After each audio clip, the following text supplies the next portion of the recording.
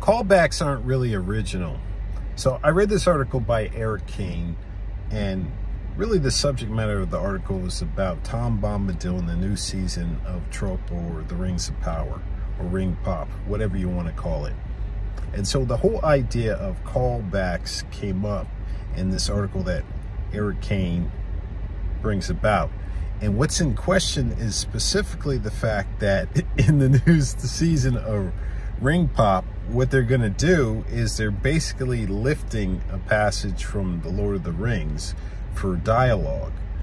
But the problem is that the passage that they lift is not necessarily in the right context in season 2 of The Rings of Power.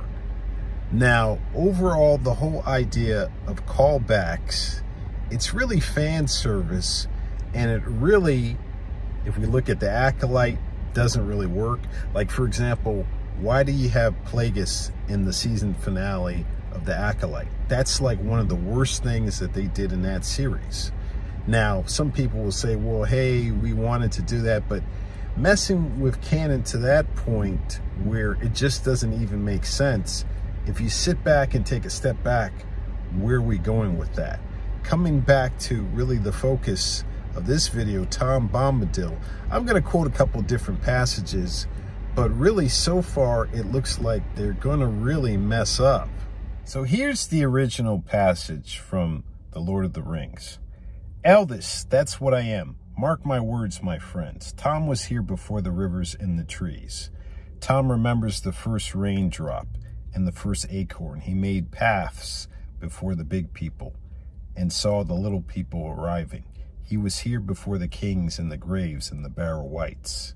When the elves passed westward, Tom was here already before the seas were bent. He knew the dark under the stars when it was fearless, before the dark lord came from the outside. Maybe it's much ado about nothing, but here is the passage that's going to be in season 2. A quarter of the characters' dialogue comes straight from the books, and the writers meticulously research how J.R.R. Tolkien adapted Anglo-Saxon verse to create the rest. One of the moments I love best about this season is when the stranger asks, "Who are you?" And Bombadil just says, "Eldest." He's wacky and sings songs, but when he says that, you get this sense of, oh, he's been around for thousands of years. So one last point is, a lot of what Tolkien does, there's a lot of singing involved. I don't know how wacky that is.